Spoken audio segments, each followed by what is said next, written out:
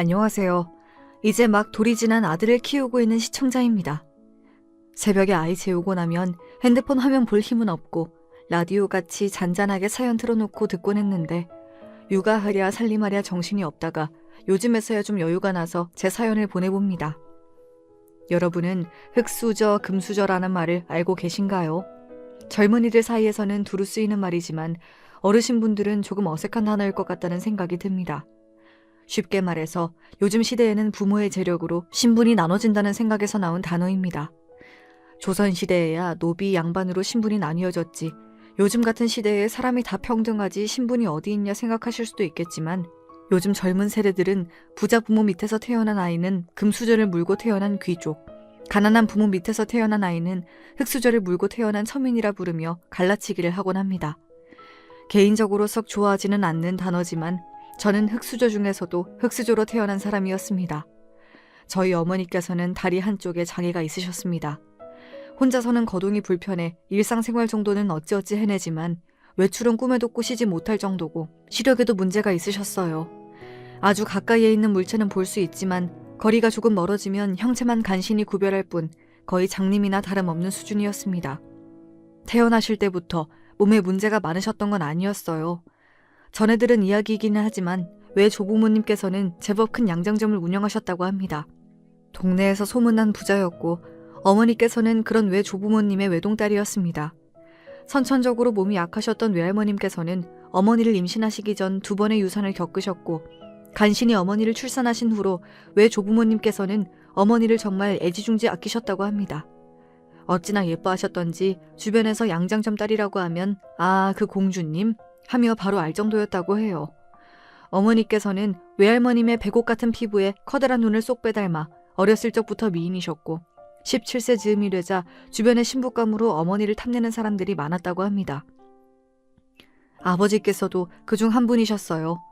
아버지께서는 타양에서 오신 노동꾼이었는데 외조부모님이 운영하시는 양장점 근처 목공소에서 일을 하셨다고 합니다. 아버지께서는 목공소를 드나들며 매번 어머니를 남몰래 훔쳐보며 연모하셨다고 해요. 그러나 아버지께서는 내세울 만한 조건이 하나도 없는 가난한 노동자셨고 어머니께서는 출중한 외모에 지방까지 좋은 나름대로 명문가 규슈였으니 아버지의 감정은 그저 짝사랑에서만 그칠 것이라 생각하셨다고 합니다. 비극이 일어난 것은 어느 추운 겨울날이었습니다. 여행을 떠났다가 돌아오는 길에 불의의 사고가 났고 외 조부모님께서는 그 자리에서 즉사, 어머니께서는 간신히 목숨을 부지하셨지만 다리 한쪽이 완전히 으스러졌습니다. 병원으로 급하게 실려갔지만 결국 다리는 되돌리지 못했고 설상가상으로 눈에도 문제가 생겨 시야가 많이 흐려지게 되었습니다. 외 조부모님께서 운영하시던 양장점은 먼 친척들까지 몰려와 양복 하나까지 남겨놓지 않고 모조리 뜯어가고 어머니께서는 불편한 다리와 흐린 눈으로 한순간에 길거리에 나앉게 되었습니다. 호시탐탐 어머니를 노리던 주변의 신랑감들은 하루아침에 급변한 어머니를 다들 모른 채 했고 그중 유일하게 아버지만이 모든 것을 잃은 어머니를 여전히 연모하셨다고 합니다. 그렇게 아버지와 어머니는 혼인을 하시게 되었습니다. 부부가 되기는 했지만 혼자서는 거동조차 불편하신 어머니였기에 사실상 아버지께는 짐덩이나 다름없는 존재였습니다. 그러나 아버지께서는 계속해서 어머니를 다독여주시며 혼자서도 뭐든 할 수 있다 끊임없이 응원해주셨고 그런 아버지의 사랑 덕에 어머니께서는 점점 혼자서도 할 수 있는 일이 많아지게 되었습니다.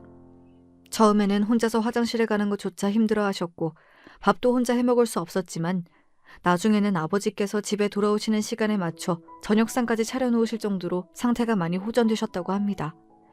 그 즈음 어머니께서는 저를 임신하셨고 두 분은 정말 사이가 좋으신 부부였습니다.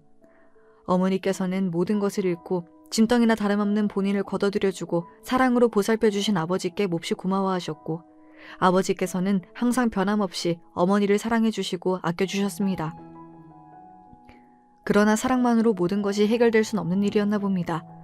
아버지께서 일하시던 목공소가 경기 불황으로 문을 닫게 되면서 아버지께서는 하루아침에 실직자가 되셨습니다.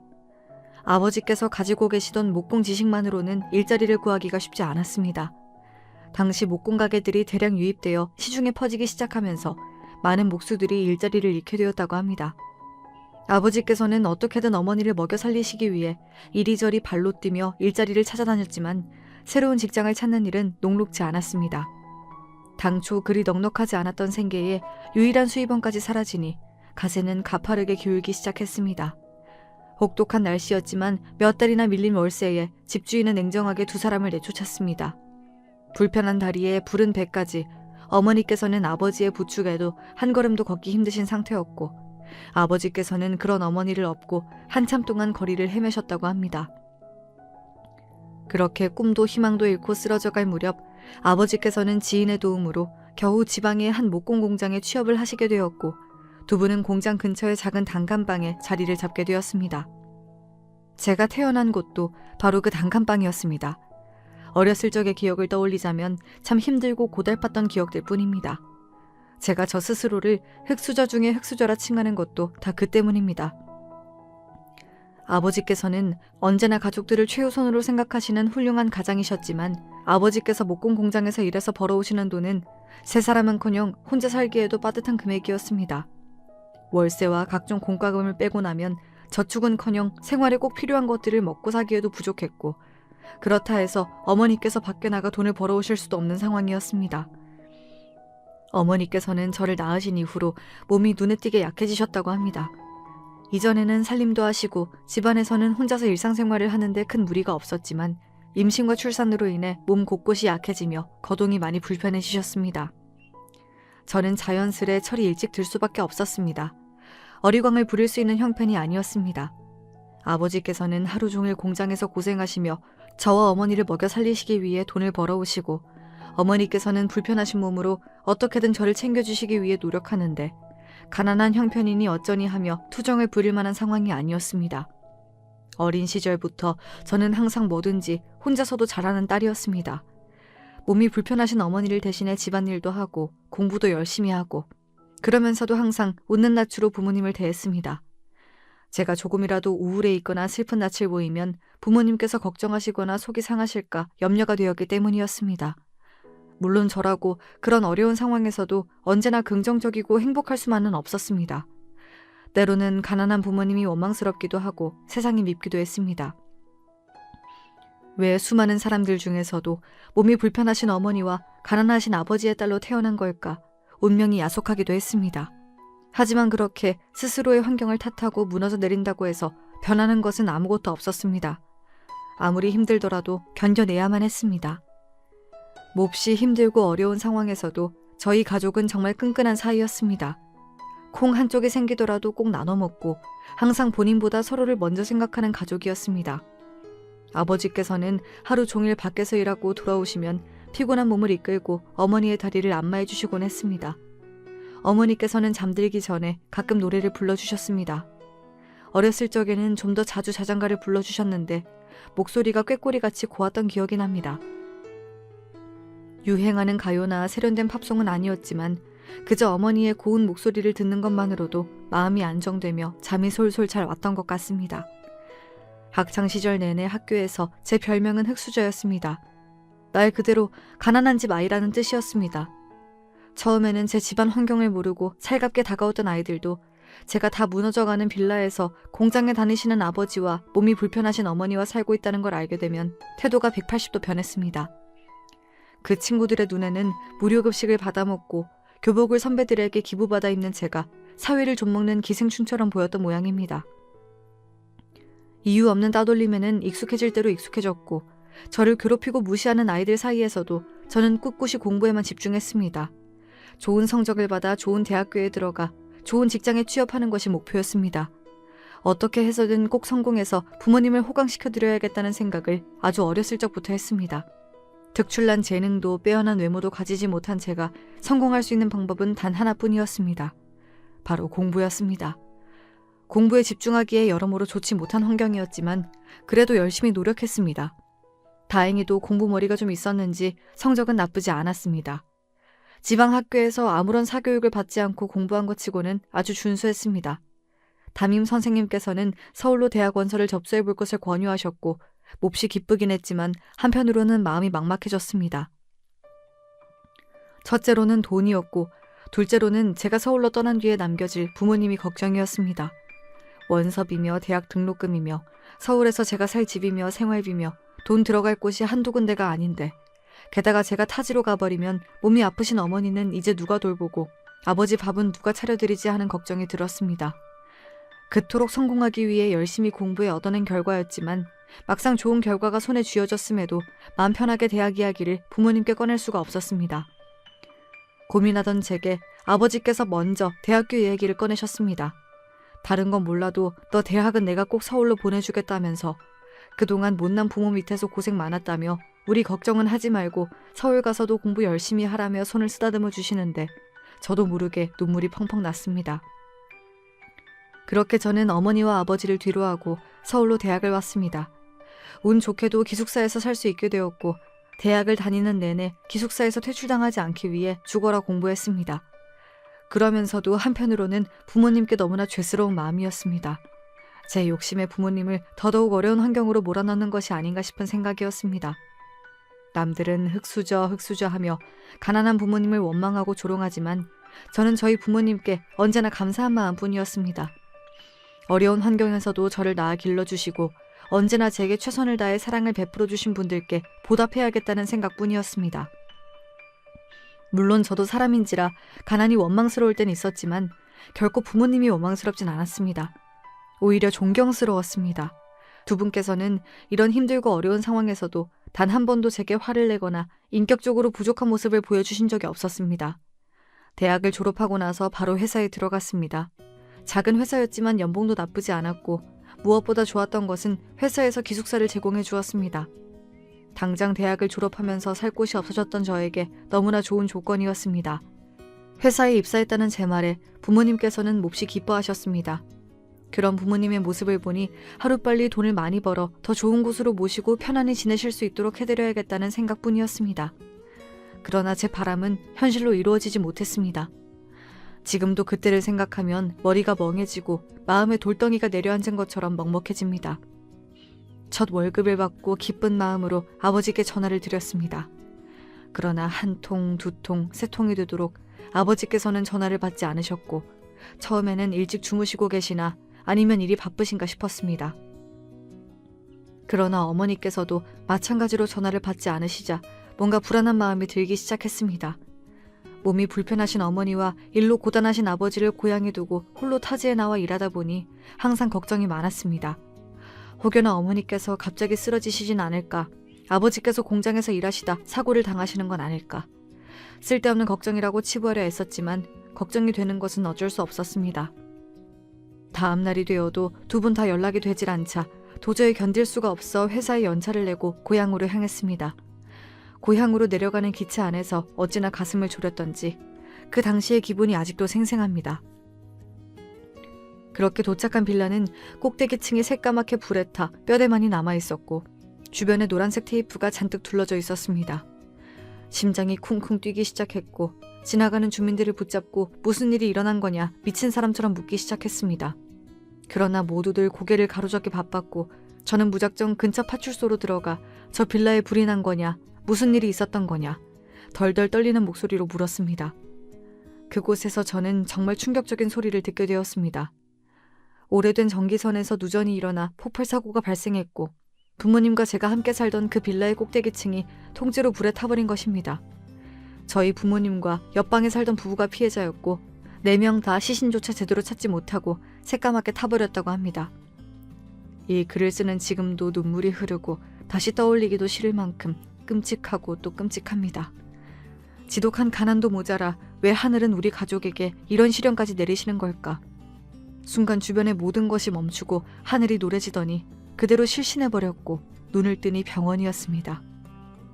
경찰들이 와서 제게 사건의 경위와 앞으로의 절차에 대해 이것저것 설명해 주었지만 그 어느 것도 제대로 들려오는 것이 없었습니다. 당시의 기억은 떠올리는 것만으로도 구역감이 들고 자네조차 찾지 못한 부모님을 생각하면 미친 듯이 눈물만 흐릅니다. 장례를 어떻게 치렀는지, 그 뒤로 수습은 어떻게 하고 어떻게 정리하고 서울로 돌아왔는지 제대로 기억이 나질 않습니다. 당시에 저는 거의 반쯤 정신이 나간 상태였습니다. 마주치는 사람들이 전부 제게 괜찮냐, 멀쩡한 건 맞냐 물어왔던 기억이 납니다. 그렇게 서울로 돌아온 저는 텅 빈 사람처럼 살아가기 시작했습니다. 제 삶의 모든 것이자 제 삶의 이유나 마찬가지였던 부모님을 잃은 뒤로 저는 살아갈 힘이 사라졌습니다. 더 이상 열심히 살 이유도 없었고 돈을 모을 이유도 없었습니다. 당장 다음날 죽어도 세상에 아무런 미련이 없는 상태였습니다. 눈을 감으면 부모님 얼굴이 떠올랐고 죄책감에 미칠 것만 같았습니다. 차라리 같이 죽었으면 좋았을 걸 하는 생각을 수백 번, 아니 수천 번도 더 했습니다. 아침에 눈을 뜨면 이대로 죽을까? 이렇게 아무것도 먹지 않고 마시지 않고 가만히 누워있으면 언젠간 죽지 않을까 하는 생각을 했던 것 같습니다. 그때는 정말 그 정도로 살아갈 이유가 없었습니다.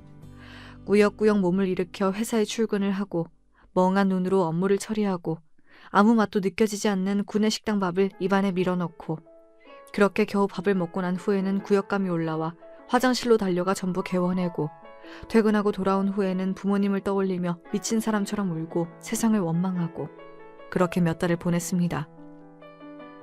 차마 정말 죽을 용기는 없었는지 어떻게 목숨은 붙어 있었습니다. 눈만 감으면 떠오르던 부모님 얼굴도 사람을 미친 듯이 옥죄어오던 죄책감도 시간이 약이라고 점점 흐려지긴 했습니다. 무엇보다도 이대로 부모님을 따라 죽는다면 저승에서 부모님을 뵐 낯이 없을 것 같았습니다.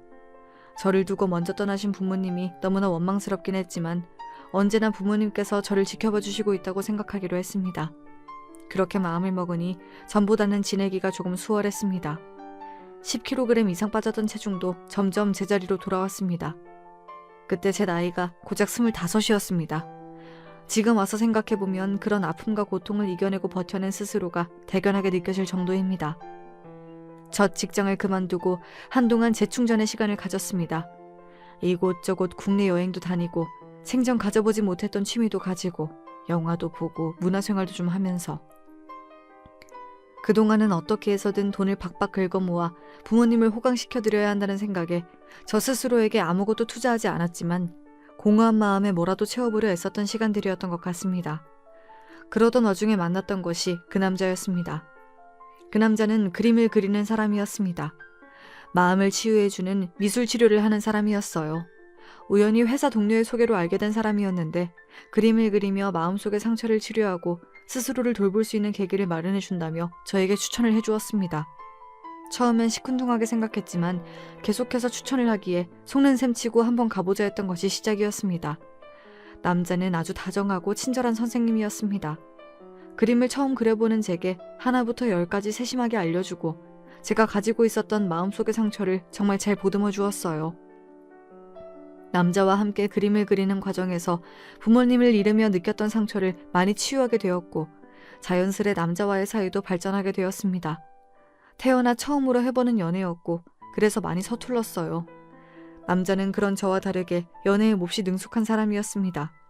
마음을 기댈 곳이 생기니 참 좋았습니다. 이전까지는 세상에 저 혼자 남겨진 기분이었는데 남자와 함께 있을 때는 그래도 사람 사는 기분이 들었어요. 이런 게 사랑이구나.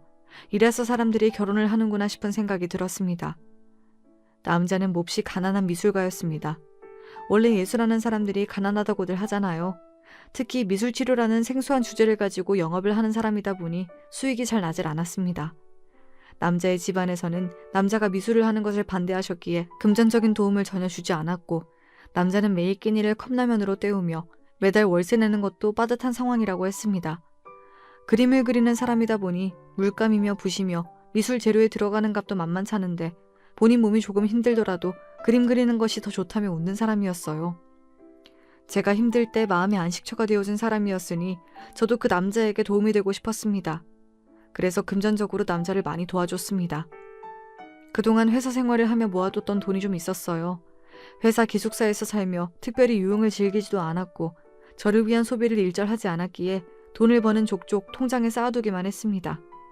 남자가 예술 활동에만 집중할 수 있도록 도와주고 싶었어요. 사랑하는 사람이 매일같이 컵라면으로 끼니를 때우는 모습을 보는 것도 가슴이 아팠습니다. 저는 생전 걸쳐보지도 않은 좋은 옷, 명품 가방을 사다 주기도 하고 한 끼에 몇만 원씩 나가는 나름대로 좋은 식당에 데려가 밥을 먹이기도 했습니다. 밀린 월세를 내주기도 하고 필요한 미술 물품이 있다고 하면 카드를 주며 사라고 하기도 했어요. 남자는 그럴 때마다 제게 몹시 고마워했고 역시 너밖에 없다며 저를 꼭 안아주었습니다.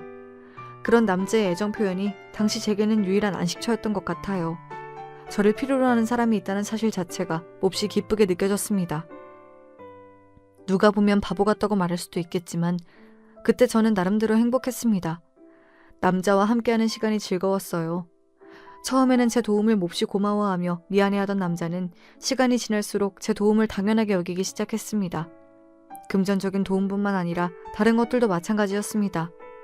혼자 살던 남자는 여느 남자가 그렇듯 집 청소나 빨래 같은 것을 제대로 하지 못했어요.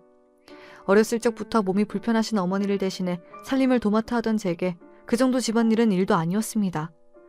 저는 틈만 나면 남자의 자취방에 가서 청소기며 손걸레며 요리 나도록 청소를 했고, 남자가 항상 깨끗하게 정돈된 셔츠를 입고 다닐 수 있도록 매일같이 세탁기를 돌리고 다림질을 해놓았습니다.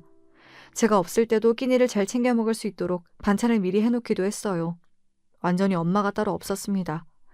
남자는 예술 말고는 제대로 할 줄 아는 게 거의 없는 사람이었습니다.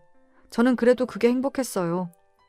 제가 해주는 요리를 먹고 맛있다며 엄지를 치켜 세워주는 남자를 보면 전혀 힘들지가 않았습니다. 그렇게 남자에게 있는 모든 것을 다 퍼주다 보니 금세 통장 잔고가 바닥이 나게 되었습니다. 슬슬 일을 다시 시작해야 했어요.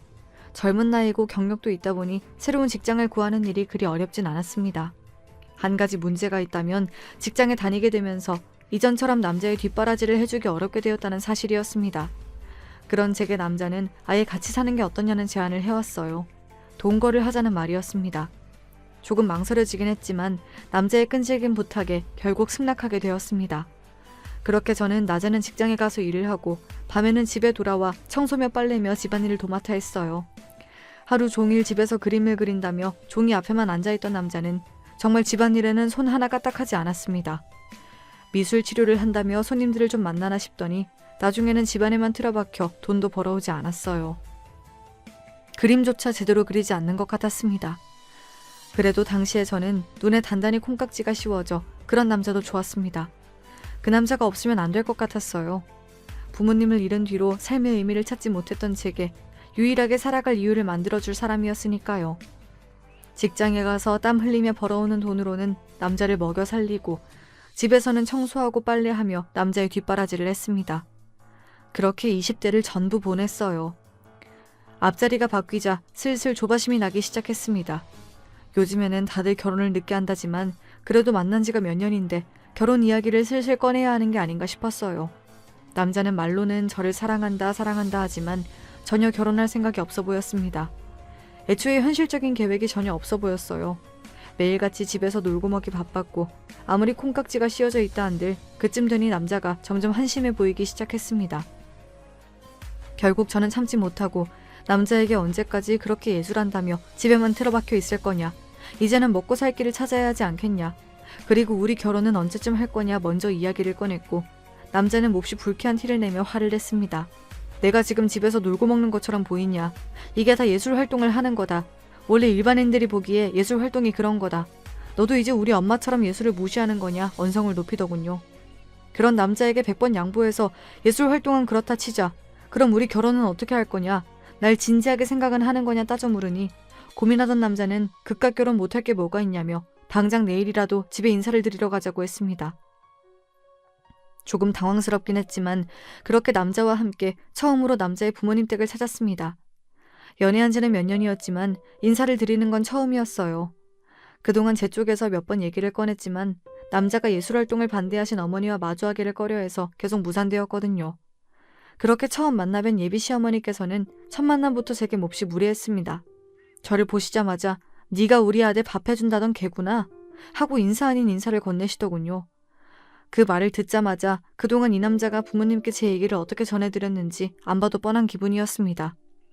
자리에 앉은 뒤로는 무시가 더더욱 심해졌어요. 가난한 집안에서 자랐다고 들었다. 모아놓은 돈도 한 푼 없을 것 아니냐. 그러니 미래가 창창한 남자 옆에 붙어서 어떻게든 결혼하려고 애쓰고 있는 것 아니냐. 할 줄 아는 것이라고는 몸 굴리고 집안일 하는 것밖에 없으니 그렇게라도 하는 거냐. 다시 생각해도 정말 모욕적인 말들 뿐이었습니다. 그 중에서도 가장 참을 수 없었던 것은 저희 부모님을 욕보이시는 말이었어요. 부모님이 사고로 죽었다고 하지 않았냐. 그런 싸구려 빌라에서 살았으니 그렇게 허무하게 간 거겠지. 결국엔 고아라는 말인데 난 부모 없는 애랑은 절대 결혼 못 시킨다. 고아 주제에 염치라도 있어야지 도대체 무슨 생각으로 결혼을 하겠다고 여기까지 뻔뻔한 낯짝으로 찾아왔는지 모르겠다며 끝도 없이 모욕적인 말들을 쏟아내시는데 정말 온몸이 새빨개지는 기분이었습니다.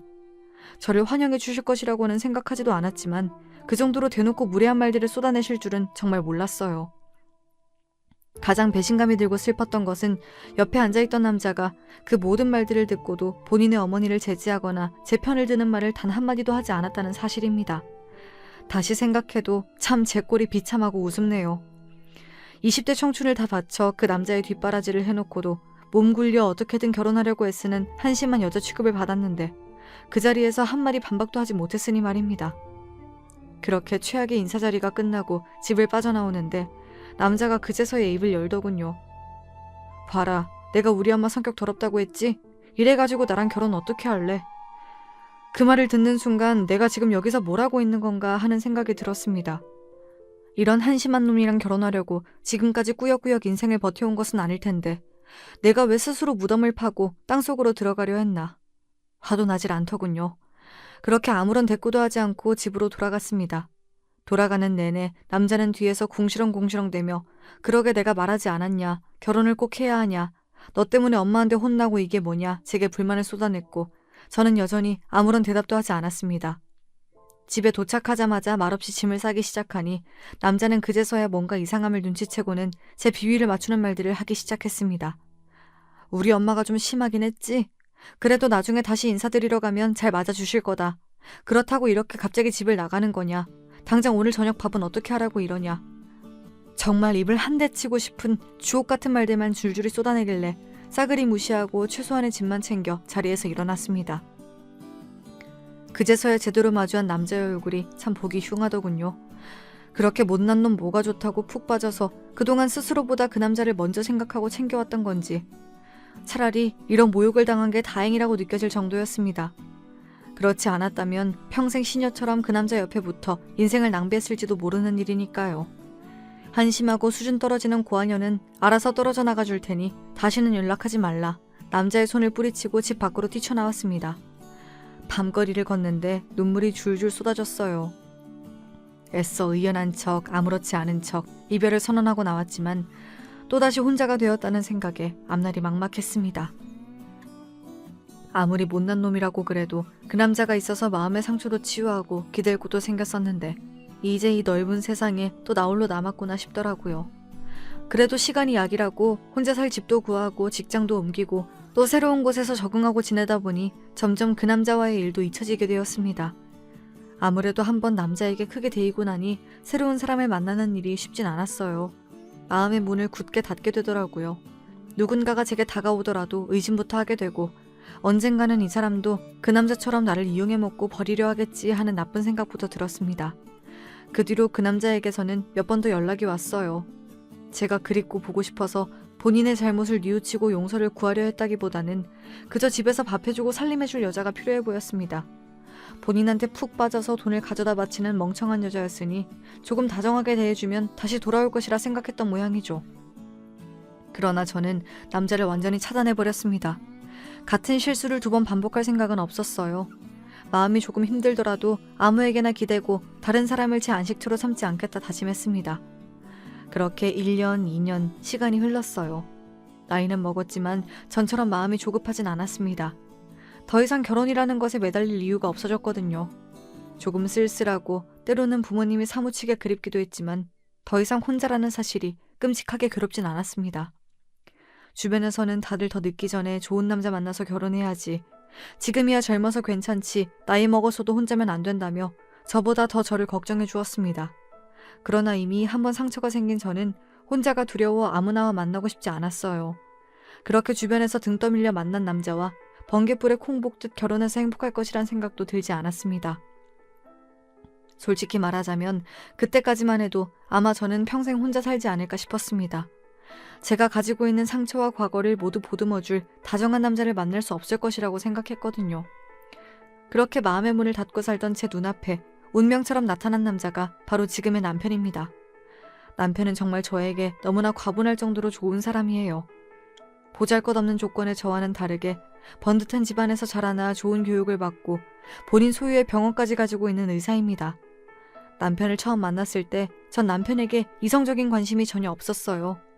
애초에 저와 비슷한 급의 사람이라는 생각이 들지 않았고 사는 세계가 완전히 다른 사람이라고 생각했습니다. 남편은 강남에서 나고 자란 강남 토박이에요. 시아버님께서도 의사셨고 시어머님께서는 명문가 출신의 유학까지 다녀온 회화 작가분이십니다. 결혼하고 몇 번 전시회에 초대받아 간 적이 있는데 정말 멋있는 작품들 많이 그리세요. 예술한답시고 하루 종일 집에서 빈둥대며 놀았던 그 남자와는 비교하기도 민망할 정도입니다. 시어머님께서는 작품 활동도 하시면서 남편 육아며 살림이며 넉넉한 형편에도 도우미를 쓰기보다는 되도록 모든 것들을 본인 손으로 하시며 살아오셨다 하더라고요. 그러면서도 인자하신 성정에 가진 것이 없어 부끄러워하는 저를 보듬어 주시는 넓은 아량까지. 인격적으로나 어떤 면으로나 시댁 식구분들은 정말 세상에 이런 사람들이 있을 수 있나 싶을 정도로 완벽하신 분들입니다. 그런 시부모님 밑에서 자랐으니 남편도 인성이 고들 수밖에 없었어요.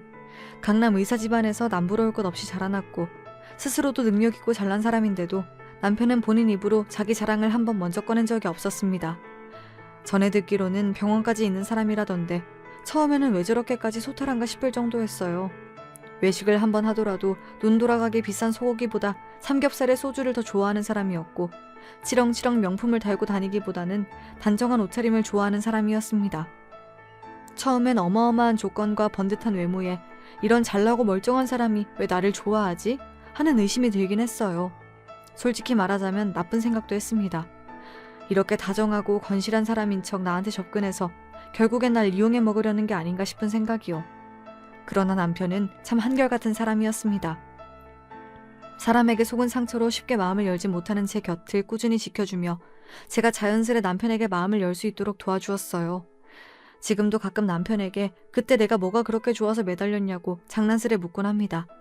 남편은 항상 그 질문에 똑같은 답을 해요.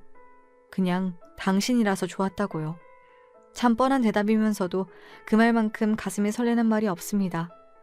어렸을 적부터 갖은 고생을 하며 살다가 부모님을 일찍 보내드렸던 것, 나쁜 놈을 만나 젊은 시절 고생하며 보낸 것 전부 지금의 남편과 시댁 식구들을 만나기 위한 일들이었나 싶을 정도예요. 먼저 떠나신 부모님께서 저를 안쓰러이 여기셔서 이런 천사 같은 사람들을 제 곁으로 보내주신 게 아닌가 하는 생각을 합니다. 남편과의 연애는 어찌저찌 잘 흘러갔지만 솔직히 정말 결혼까지 하게 될 줄은 몰랐어요. 저는 젊은 나이도 아니었고 얼굴이 빼어나게 예쁜 것도 아니었고 그저 그런 직장에 다니는 지극히 평범한 노처녀에 가까운 여자였습니다. 그러나 남편은 젊은 나이에 부잣집 출신, 무려 본인 소유의 병원을 가지고 있는 성형외과 의사였어요. 물론 병원은 시부모님께서 차려주신 것이긴 하나 그 병원을 문제없이 몇 년째 원장으로서 잘 이끌어간 것은 온전히 남편의 능력이라고 생각합니다. 실제로 남편은 정말 열정적인 의사고 본인 직업에 사명감도 있는 사람이에요. 돈 한 푼 한 푼에 목매달며 환자들을 함부로 대하는 일부 의사들과는 비교도 할 수 없는 사람입니다. 주변에서는 하나같이 입을 모아 저보고 인생 폈다고 말해요. 제 생각에도 저 정말 남편 하나 잘 만나서 인생 핀 것 같습니다. 식장에 들어서기 전까지 몇 번이고 내가 꿈을 꾸고 있는 것이 아닌가 생각했습니다. 모아놓은 돈이 좀 있긴 했지만 남편이 준비해온 강남의 50평대 신혼집에 제대로 된 혼수 하나도 가져오기 힘든 돈이었어요. 남편은 그런 저에게 부담 가질 필요 전혀 없다며 아무것도 준비할 필요가 없다고 말했습니다. 식장 예약부터 드레스, 메이크업, 신혼여행 전부 남편 돈으로 진행했고 혼수도 시부모님께서 마련해 주셨어요. 아무리 자산 차이가 많이 난다고 한들 저도 사람인지라 하나부터 열까지 다 받기만 하며 결혼하려니 참 염치가 없었습니다. 그런 제게 시부모님께서는 어렸을 적부터 얼마나 고생이 많았냐, 어린 나이에 사고로 부모님도 잃고 이렇게 꿋꿋하게 잘 버텨낸 것만으로도 대단하다며 위로의 말씀을 건네주셨어요. 솔직히 처음 시부모님을 만나뵈러 갈 때 정말 겁이 많이 났었습니다. 제 면전에 대고 고아년이니 어떻게든 결혼하려고 몸 굴려서 남자 옆에 식모처럼 붙어 산다느니 막말을 들었던 기억들이 떠올랐어요. 시부모님께서는 결국 그럴 분들이 아닐 것이라 생각하긴 했지만 마음 깊은 곳에서는 불안한 마음이 있었는지 전날 밤에 악몽을 꾸기까지 했습니다. 제 걱정과는 다르게 시부모님께서는 절 너무나 따스하게 맞아주셨어요. 어딜 거지 같은 고아년이 분수도 모르고 우리 아들을 넘보냐며 뺨이라도 한 대 맞는 게 아닌가. 전날 밤 제 머릿속에서 재생되었던 드라마 같은 일은 일어나지 않았습니다. 진부한 말이지만 앞으로는 우리를 친부모처럼 생각하고 편하게 대해도 괜찮다. 이제부터 우리도 너를 딸처럼 생각하겠다 하시는 말에 눈물을 펑펑 쏟았습니다. 결혼 후에도 시부모님께서는 단 한 번도 저를 없는 집 자식이다, 부모 없는 여자다, 은연중에 무시하고 깔보시는 듯한 행동을 하신 적이 없습니다. 언제나 저를 본인들 자식처럼 아껴주시고 존중해주시고 항상 너무나 감사한 마음뿐이에요. 감사하게도 예쁨 받고 사랑받는 입장이지만 만약 제가 애지중지 키운 너무나도 잘난 외동아들이 저 같은 여자를 데려와 결혼하겠다고 했으면 솔직한 마음으로는 저도 그 여자를 진심을 다해 예뻐해주기 어려웠을 것 같아요. 그러나 저희 시부모님께서는 그런 섭섭하고 아쉬운 마음을 드러내신 적이 한 번도 없습니다. 결혼 후 첫 아이를 가지는 데에도 꽤 긴 시간이 걸렸어요. 원래 계획대로라면 결혼하자마자 신혼생활 없이 아이를 임신하려 했었습니다. 결혼을 그리 이른 나이에 하지 않았기에 하루라도 빨리 이세 계획을 세워 아이를 가지고 싶었어요. 시부모님께서도 손주를 몹시 보고 싶어 하셨고 저도 저를 친달처럼 예뻐해 주시는 시부모님께 손주를 안겨드리고 싶은 마음이 굴뚝 같았습니다. 그러나 제 마음과는 다르게 아이라는 게 그리 쉽게 생기지가 않더군요. 참 몸도 마음도 힘든 시간들이었습니다. 남편이 의사다 보니 건너 지인이 운영한다는 난임병원을 함께 다니게 되었어요. 난임에는 여러 이유가 있고 꼭 여자 쪽이 잘못해서 임신이 잘 안 되는 것은 아니지만 상황이 이렇다 보니 모든 것이 다 제 잘못 같고 시부모님을 뵐 면목이 없었습니다. 가진 것도 없이 시집와서 애까지 못 낳는 며느리라니 정말 예뻐할 구석이라곤 하나도 없는 여자였는데도 시부모님께서는 언제나 저를 사랑으로 감싸주셨습니다. 그렇게 노력한 끝에 결국 저희에게 아기 천사가 찾아와 주었고 건강하게 태어나 지금은 막 돌이 지난 상태입니다. 저보다는 남편을 꼭 닮아 보면 볼수록 너무 예쁘고 사랑스러운 아들입니다. 신생아 육아가 힘들다 말만 들었지 정말 이렇게 힘들 줄은 몰랐지만 그래도 자고 있는 아들 얼굴을 보고 있으면 힘들었던 마음이 사르르 녹는 기분이에요. 남편도 최선을 다해 육아를 돕고 있지만 병원 일 때문에 바쁜 탓에 거의 저 혼자 도맡아 하고 있습니다. 남편은 육아 도우미를 부르거나 아주머니를 고용해 조금이라도 몸을 편하게 하라 말했지만 작품 활동을 하면서도 남편 육아와 살림까지 완벽하게 해내셨던 시어머니를 생각하면 혼자서도 잘 해내고 싶은 마음이 큽니다. 요즘은 그래도 명색이 성형외과 원장 사모님인데 관리를 좀 해야 하는 것 아니냐며 남편이 저를 병원으로 자주 불러내요. 사실 관리고 뭐고 다 핑계고 일하면서도 저랑 아들이 보고 싶어 그런 속이 빤히 보입니다.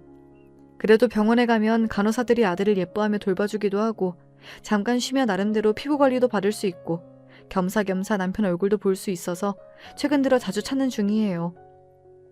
신혼 초에는 혹시나 제가 병원에 찾아갔다가 폐가 되거나 남편 얼굴에 먹칠이라도 할까봐 괜한 자격지심에 잘 드나들지를 못했는데 그래서 전혀 그 사실을 모르고 있었습니다. 어떤 사실인지 궁금하시죠? 바로 저번 주에 일어난 아주 따끈따끈한 사건입니다. 이 일을 겪고 나서 어찌나 사연 채널에 제 이야기를 보내고 싶어 입이 근질근질 하던지요. 그날도 평소와 마찬가지로 아들을 데리고 병원을 찾았고 아들을 잠시 남편에게 맡겨놓고 진료를 기다리던 중이었습니다. 병원 입구로 아주 익숙한 낯이 들어왔어요. 처음에는 긴가민가 했지만 접수대 앞에서 간호사에게 신경질적으로 성질을 내는 모습을 보니 맞구나 싶었습니다. 바로 그 여자였어요. 저한테 고한 연인이 몸 굴리는 연인이 대놓고 모욕을 줬던 전 남자친구의 어머니였습니다. 아는 척을 해야 하나 말아야 하나 고민하고 있을 때 그 여자가 먼저 저를 알아봤는지 성큼성큼 제 쪽으로 다가왔습니다. 그리 반가운 사이도 아닌데 인사라도 하려는 건가 싶어 멀뚱히 쳐다보고 있었더니 제가 먼저 설설기며 인사를 할 줄 알았는지 인상을 팍 구기더라고요. 어른을 봤으면 먼저 인사를 해야지 싸가지 없게 고개를 빳빳이 들고 있냐. 고한연이 주제도 모르고 얼굴이라도 고쳐서 시집가려고 이런 곳에 드나드냐. 내가 그때 네 버릇을 제대로 고쳐놔야 했는데 아직도 정신을 못 차렸구나. 무턱대고 막말을 쏟아내는데 너무 당황스러웠습니다. 단 둘이 만난 상황도 아니고 간호사들도 다들 웅성거리며 이쪽을 쳐다보고 있었어요. 이대로 있다가는 남편에게 폐를 끼칠지도 모르겠다는 생각에 일단은 저 여자를 데리고 나가야겠다는 생각이 들었습니다. 그 순간 원장실 문이 열리며 남편이 아들을 데리고 나왔어요. 바깥이 시끌시끌하니 의아해 나와본 것 같았습니다. 남편에게 이미 그 여자와 있었던 일들을 다 말했었긴 했지만 막상 그런 상황에 남편과 마주하니 너무나 부끄럽고 병원에 괜한 소란을 피운 것 같아 미안한 마음이 들었습니다. 그런데 반응을 보니 남편과 그 여자는 이미 안면이 있는 사이 같았어요. 알고 보니 그 여자는 저희 남편 병원의 단골 손님이자 유명한 진상이었습니다. 병원을 자주 찾는 손님이긴 하지만 항상 무작정 서비스 시술을 해달라. 안 그러면 주변에 소문을 안 좋게 내겠다며 생떼를 쓰기 일쑤고 간호사들에게도 이유 없이 화를 내고 막말을 해 모두가 응대하기를 꺼리는 손님이었습니다. 그동안은 제가 병원에 자주 드나들질 않아서 그 사실을 전혀 모르고 있었던 거예요. 저를 여보라고 부르며 다가오는 남편의 모습에 그 여자는 눈에 띄게 당황한 모습이었습니다. 도저히 믿기지 않는다는 듯 저와 남편, 그리고 남편의 품에 안긴 저희 아들을 번갈아 쳐다보더니 인상을 팍 구기더군요. 혹시나 꼬리를 내리고 먼저 사과를 하지 않을까 했던 기대가 무색하게 주제에 무슨 재주가 있어서 강남 의사를 꼬셨냐, 원장 선생님도 어쩜 그리 여자 보는 눈이 없냐, 시끄럽게 말을 쏟아내는데 그 이야기를 듣는 남편의 낯이 점점 어두워졌습니다. 그러더니 남편이 정색을 하면서 소리를 쳤어요. 당장 이 미친 여자를 밖으로 끌어내라면서요. 평소 너무나 온화하고 매사에 다정한 성격이던 남편이 그렇게 무서운 표정으로 언성을 높이는 모습은 처음이었습니다. 그 여자는 제 눈앞에서 간호사들에게 끌려나가며 소리를 바락바락 질렀지만 결국 병원 밖으로 쫓겨났습니다. 남편은 당신이 뭔데 남의 부인한테 너너거리며 무례하게 구냐. 당신 평소 태도를 생각하면 진작 이러고 싶었지만 불쌍해서 참은 거다. 다시는 우리 병원 근처에도 얼씬거리지 말라며 한 번만 더 찾아오면 경찰에 연락해 영업 방해죄로 쳐넣겠다 으름장을 놓았습니다. 항상 멋있는 남편이지만 그날처럼 든든하고 멋있어 보인 적은 없었습니다. 분하다는 표정으로 간호사들에게 끌려나가는 그 여자를 품에 아들을 안은 채로 실컷 비웃어 주었네요. 사실 마음 같아서는 저도 한마디 해주고 싶었지만 똥이 무서워서 피하나요? 더러워서 피하지. 그 여자하는 꼴을 봐서는 아마 아들도 아직까지 정신 못 차리고 결혼도 못한 채 노총각으로 늙어가고 있을 것 같습니다. 그날 밤 집에 돌아와서 낮에 있었던 일을 얘기하며 괜히 병원에 소란을 피워 미안하다 사과하니 남편은 당신이 미안할 게 뭐가 있냐며 그 미친 여자 안 그래도 전부 다 처리하려고 벼르고 있었다. 오히려 지금까지 당신한테 그런 무례를 저지른 여자인 줄도 모르고 병원에 손님으로 받았던 것이 분할 정도다. 저보다 더 성을 내며 화를 내주는데 정말 세상에 하나뿐인 내 편이구나 싶었습니다. 저는 나름대로 속 시원한 얘기라 생각해 사연을 썼는데 여러분께선 어떻게 들으셨을지 모르겠어요. 한때는 많이 원망스럽고 그 사람들이 세상 누구보다 불행했으면 좋겠다 매일 저주할 정도로 마음의 상처가 깊었었는데 요즘에 와서는 제 곁에 좋은 사람들도 많이 생기고 매일매일 행복한 일만 생기니 그런 인간 말종들이야 어떻게 살든 말든 저와 아무 상관없다는 생각이 듭니다. 지금부터는 그저 제 곁에 있는 남편, 시부모님, 그리고 세상 무엇과도 바꿀 수 없는 너무나 소중한 복덩이인 저희 아들에게 집중하면서 살고 싶어요. 하늘에 계신 저희 부모님께서 제게 보내주신 선물 같은 존재들과 함께요. 흙수저로 태어났지만 사랑 많은 금수저, 아니 다이아몬드 수저로도 부족할 만큼 퍼주셨던 부모님께 부끄럽지 않도록 저희 아들은 조건으로 사람을 판단하고 함부로 대하는 사람이 아닌 시댁 식구들처럼 인격적으로 훌륭한 사람으로 성장할 수 있도록 최선을 다할 거예요. 사연 여기서 마무리하겠습니다. 다들 감사드려요.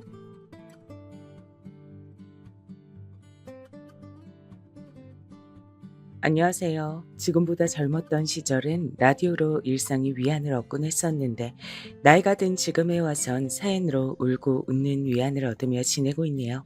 마음만은 영원한 이팔 청춘에 머물러 있는 저는 남들보다 젊게 살고 싶어하는 할머니랍니다. 요샌 예전보다 할머니라고 불리는 기준이 아주 애매해졌다고 하니까 저도 젊은 감각으로 살아도 되는 거겠죠. 혹시 어디 가서 주책으로 보일까봐 속으로 그걸 신경 쓰고 지낸다는 건 저만의 비밀이네요. 여러분은 혹시 자기 자신의 이름이 지어지던 순간이 어땠는지 아시나요? 아마 대부분은 모르실 겁니다. 저는 조부모님 두 분께서 직접 제 이름을 지어주셨는데요. 그때의 상황을 친정엄마께서 면밀히 봐두셨기 때문에 제가 자랐을 때 그대로 전달을 해주셨답니다. 제가 태어나고 열흘 정도가 흐르고 나서야 이름을 짓는 것을 두고 친할아버지, 친할머니 두 분이 옥신각신 하셨어요. 이름에다가 말자 아님 끝자를 넣어야 된다니까요. 말순이 아님 끝순이 딱 좋잖아요. 이 할망구야, 말순이는 바로 건너집에 이미 있잖아. 끝순이도 이미 동네에 둘이나 있어. 온 동네를 뻘뻘거리며 다니는 할망구가 그것도 몰라? 나도 아는걸. 그러면 말분이로 해요. 끝분이로 하든가. 암튼 간에 이름을 그런 식으로 지어야 다시는 이 집안에 딸년이 또 안 태어나죠. 배워먹지 못한 수준하고는 어떻게 기껏 생각해낸 게 말자 혹은 끝자를 넣잔 게야. 번듯하게 종자를 넣으면 되잖아. 종순이, 종분이. 듣기만 해도 인생 금방 종칠 것 같은 이름인데 그냥 내 의견대로 해주지 영감탱이. 꼭 그렇게 자기 말만 맞다고 저런다니까. 뭐야? 지금 뭐라 짓거렸어? 이 할망구가 흙으로 돌아갈 때가 다 됐나? 요새 아주 노망나서 아무 말이나 다 짓거리네. 어디 한번 해보잔 거야? 당신은 왜 또 그렇게 금방 열을 내요? 내가 혼잣말을 좀 한 것 같고 그건 또 어떻게 그렇게나 또렷하게 들었대. 귀도 밝아 오래 사시겄슈. 나 죽고도 30년은 좋게 사시겄어. 참나. 할망구보단 내가 오래 살겠지. 당연한 소리라고 자빠졌네. 친정엄마께선 두 분의 설전을 숨죽여서 남몰래 지켜보고만 계셨다네요. 또 한 번 아들이 아닌 딸을 낳고 말았단 죄책감과 자괴감 속에서 눈치를 살피시는 중이셨죠. 저는 위로 이미 언니가 둘이었습니다. 제가 태어나서 이제 세 자매가 되었던 것이죠. 친정엄마의 뱃속에서 세 번째로 태어난 저의 이름은 종희로 결정이 되었답니다. 친할아버지의 입김이 반쯤은 들어간 이름이었는데 나름대로 예쁘게 잘 지어졌다고 생각을 했어요. 딸 말고 이젠 아들을 낳으라는 압박이 들어간 이름이었으나 어렸을 적엔 제가 그것까진 헤아리지 못했던 것 같아요. 별 생각이 없었던 것이죠. 오매불망 손자의 탄생만을 기다리셨던 친할머니께선 애석하게도 그것을 끝내 보지 못하신 채 눈을 감으셨습니다. 추운 한겨울날 시골 동네의 곳곳엔 길이 얼어 있었는데 그곳을 잘못 지나시다가 크게 넘어지셨고 며칠 뒤에 그대로 숨을 거두셨죠. 그 후로 친할아버지께선 인생이란 게 지독하게 허무한 것이란 소리를 입에 달고 사셨습니다.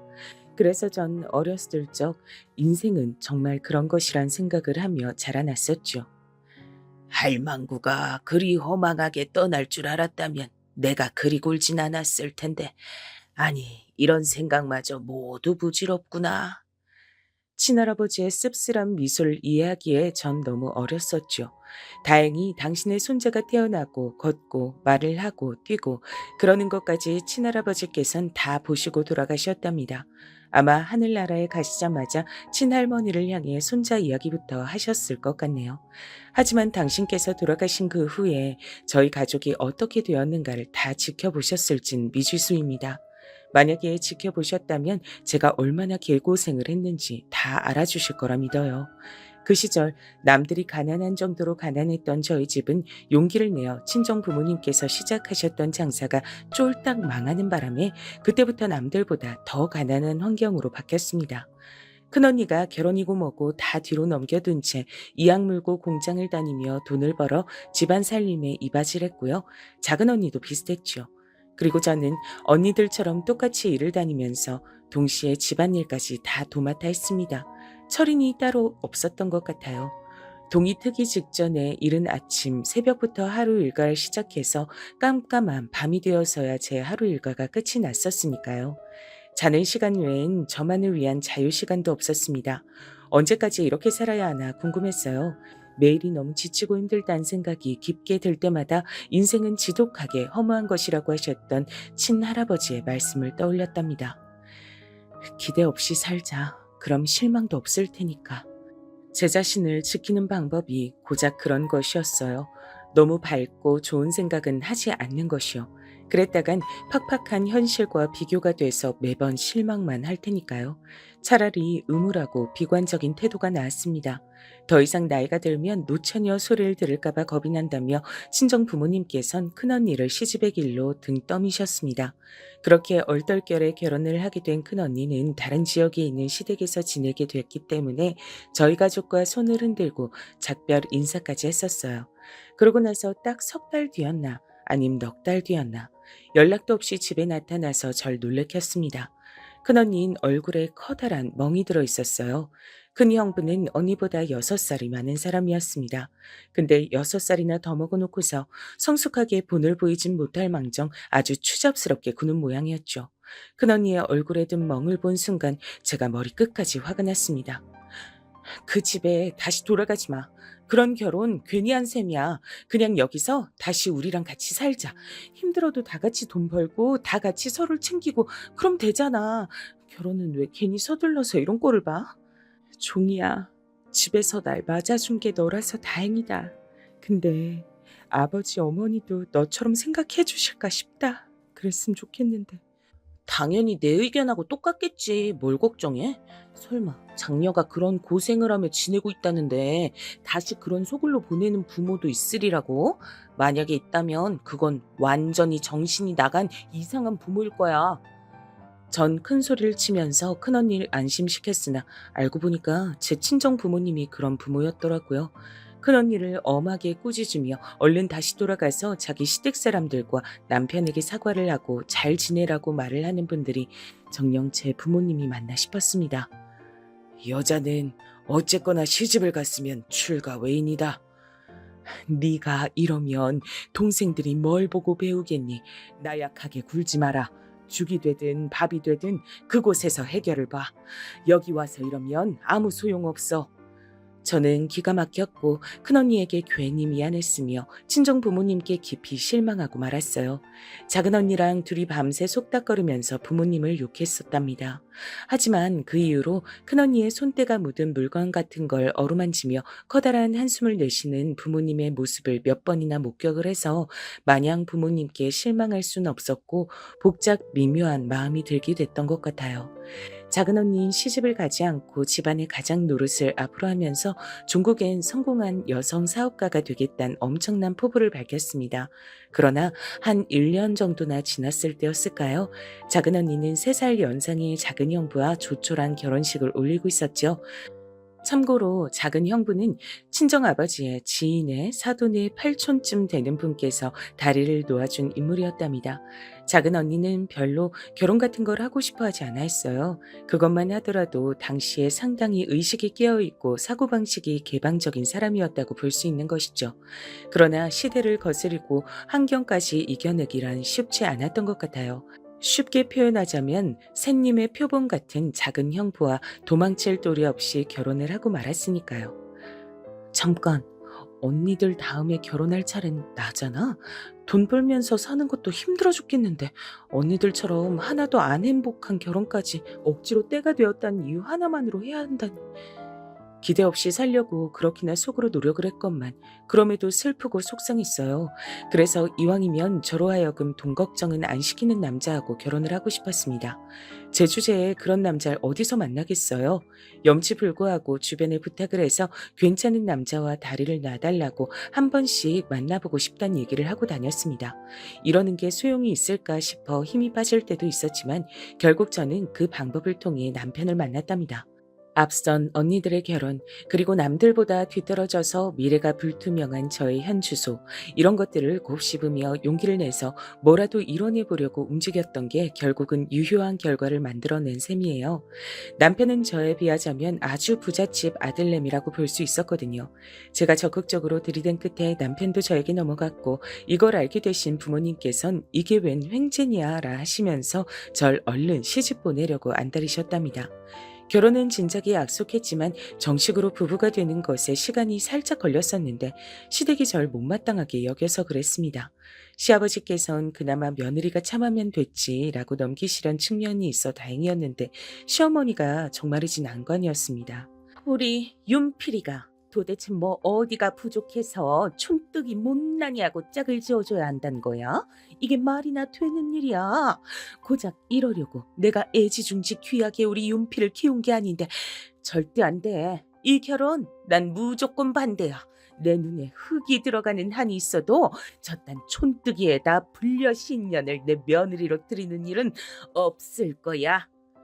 시어머니의 기세가 실로 대단했습니다. 하마터면 정말로 결혼을 못할 뻔했지요. 그러나 장담은 함부로 하는 게 아니라는 말처럼 시어머니께선 당신의 눈에 흙이 안 들어가 있음에도 절 며느리로 맞이하고 마셨던 겁니다. 저는 이 결혼이 아니면 절대 안 된다는 마음가짐으로 버티고 또 버텼거든요.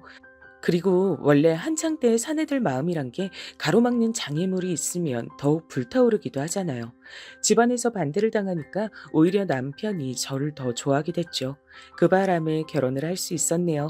저를 향해 이를 빠득빠득 갈아대시는 시어머니의 눈총을 받으면서 시작하게 된 결혼 생활이었지만 전 만족스러웠습니다. 소기의 목적을 달성했는데 제가 기분이 안 좋을 이유가 뭐 있었겠나요?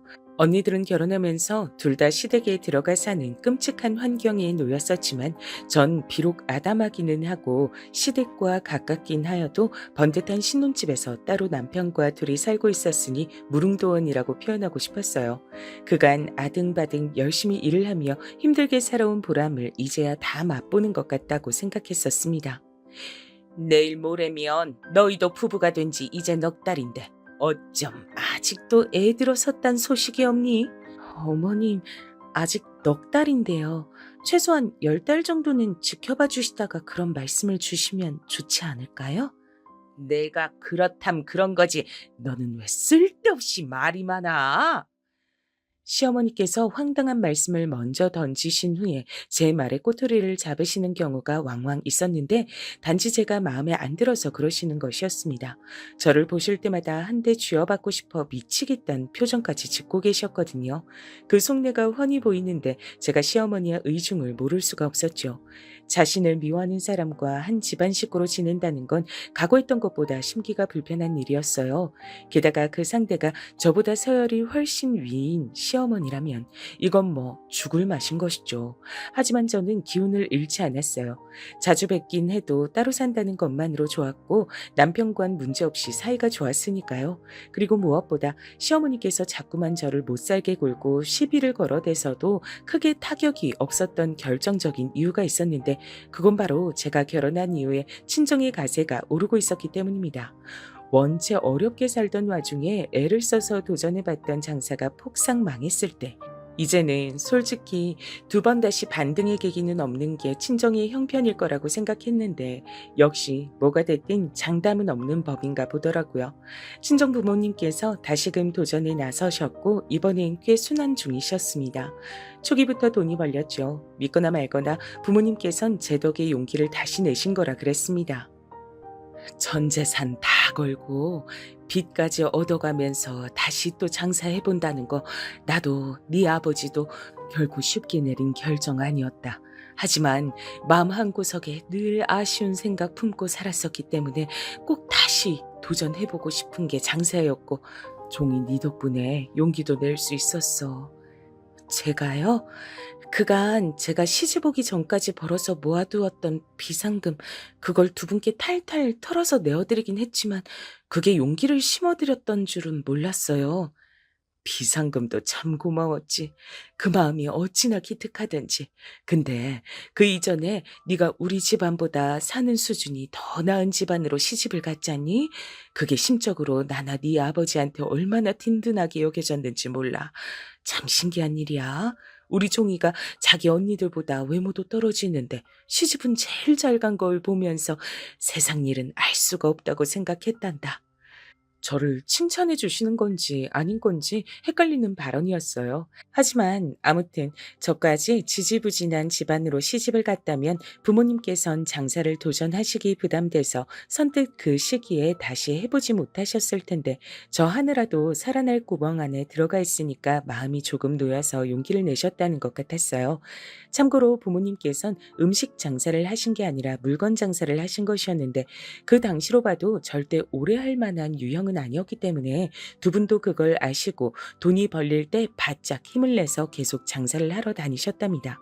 그러고 몇 달이 더 지나자 더욱 유의미한 성과가 보였고 부모님께선 판이 큰 만큼 돈이 더 벌리게 되어 있다고 하시면서 저에게 조금만 투자를 해달라는 식으로 말씀을 해오셨죠.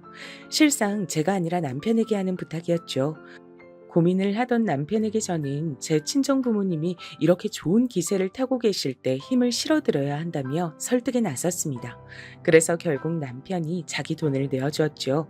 남편은 벌이가 아주 좋은 사람은 아니었지만 자기 집안의 형편이 그럭저럭 받쳐주었으니 돈을 차곡차곡 모아오는 게 가능했었거든요.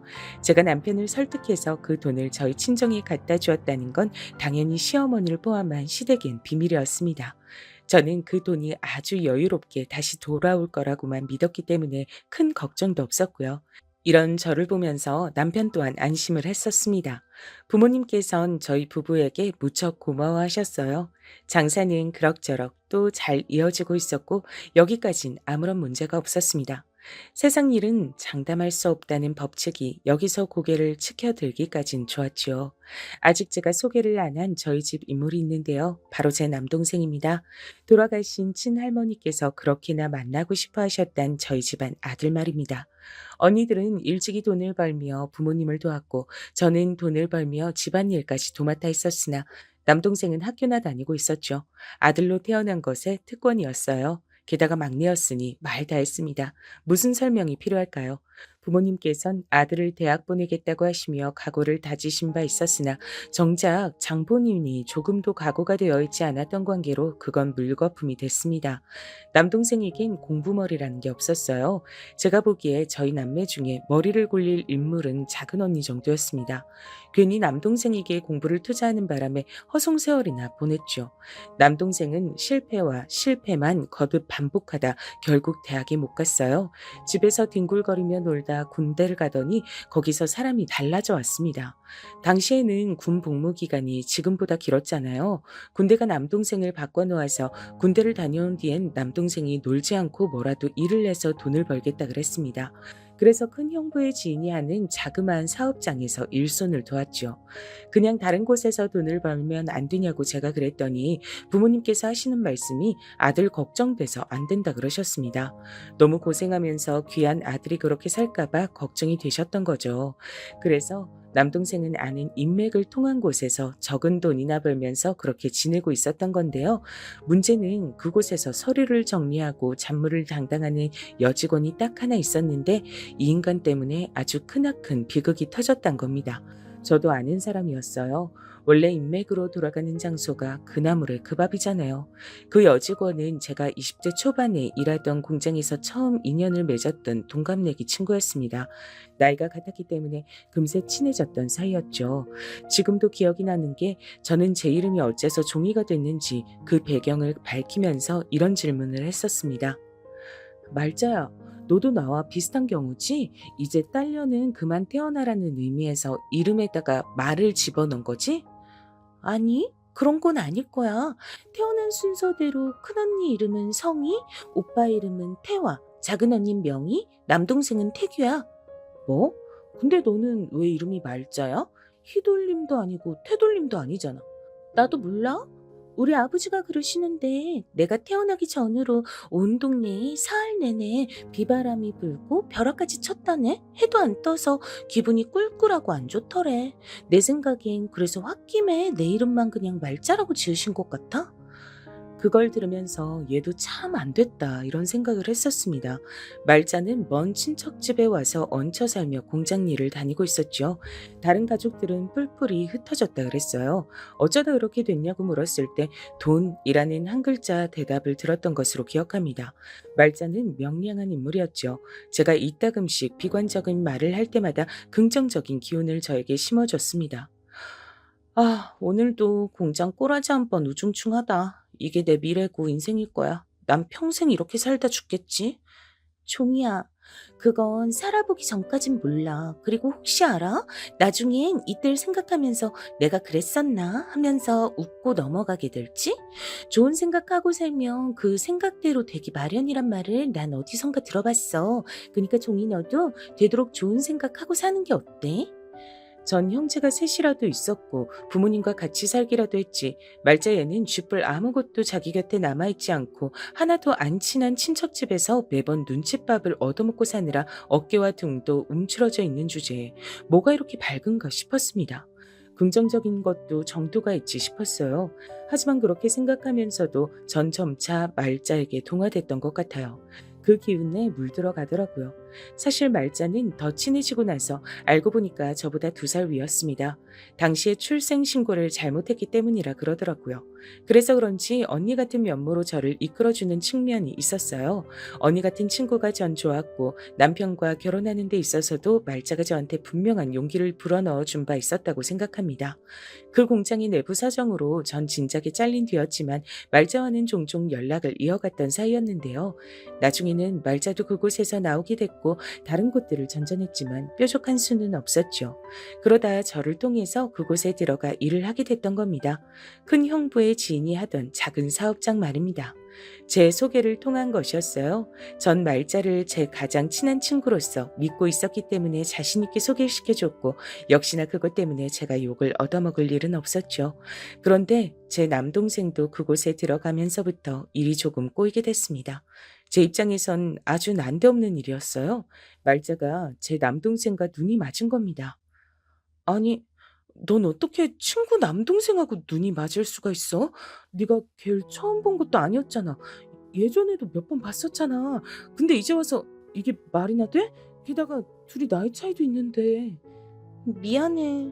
남녀 사이란 게 그렇더라. 나도 그저 누나 동생 사이로 잘 지내보고자 하는 마음이었는데 어쩌다 보니까 이렇게 됐어. 어느새 남자로 보이더라. 너한텐 정말 미안해. 이미 그렇게 됐다는데 내가 참 뭐라고 할 수도 없고. 근데 우리 부모님이 웬만해선 널 허락 안 하실 가능성이 높으니까 진지하게 결혼할 생각으로 내 남동생하고 만나지 마. 연애만 하겠다는 마음가짐이면 좋겠어. 나니까 말자 네가 좋은 사람인 걸 알지. 그렇지만 우리 부모님 눈엔 웬만큼 잘난 상대가 아니면 남동생 짝으로 성에 차지 않으실 거야. 나도 알아. 너희 부모님 다시 장사에 도전하셔서 지금 그렇게 열심히 하시는 것도 하나뿐인 아들을 근사하게 장가 보내주고 싶어서 그러시는 거지? 네, 네가 그걸 어떻게 알아? 그 민망한 비밀을 네가 알고 있다니. 내 남동생 녀석이 너한테 그런 것까지 죄다 나불거렸구나? 아이고, 이 주둥이 한번 가벼운 녀석 같으니. 말자는 이미 제 남동생과 친밀할 대로 친밀해진 것 같았죠. 그런 속사정까지 다 알고 있었으니까요. 부모님께 헌신하며 도움을 드리고 살아온 건 저를 포함한 딸 자식들이었지만 두 분께 가장 우선순위는 아들이었습니다.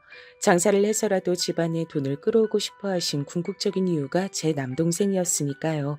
저는 그걸 알고 입맛이 무척 썼지만 어차피 평생 가도 제가 남동생을 이겨먹을 수 있을 것 같진 않아 진작 순응한 바였습니다. 그래도 왠지 적나라하게 민망한 사실이라 집안에서만 눈치로 통하는 얘기였는데 그걸 말자가 알고 있었던 겁니다. 남동생에게 진짜로 진심으로 만나고 있는 거냐고 제가 추궁을 안 할 수가 없었네요. 그럼 진심으로 만나지 농담으로 만나는 거겠어? 나 말자 누나를 많이 좋아해. 아니, 사랑하는 것 같아. 놀고 있네. 뒷감당을 어떻게 하려고 이러는지 모르겠다. 나한테 부모님 설득해달라고 나중에 도와달라는 소리나 하지 마. 말자 누난 누나 친구잖아. 누나가 소개시켜줬잖아. 그럼 누나도 책임이 있지. 누가 소개를 시켜줬단 거야? 걘 내 친구고 넌 내 동생이야. 단지 그뿐인데 둘이 멋대로 붙어먹은 거잖아. 말자 걔도 생각해보니까 웃긴다. 난 은혜를 베풀어서 일자리까지 막 눈치 봐가면서 열심히 얻어다 줬건만 이런 식으로 은혜를 원수로 갚네.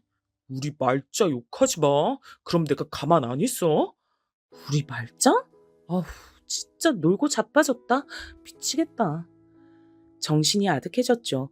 솔직히 말해서 그때 저는 부모님께 제가 원흉으로 지목되어 욕을 얻어먹을까봐 그게 걱정이었습니다. 말자가 제 친구였으니 원인 제공을 어쨌거나 제가 한 셈이었으니까요. 생각이 복잡해지고 있던 어느 날 엄청난 일이 벌어진 거죠.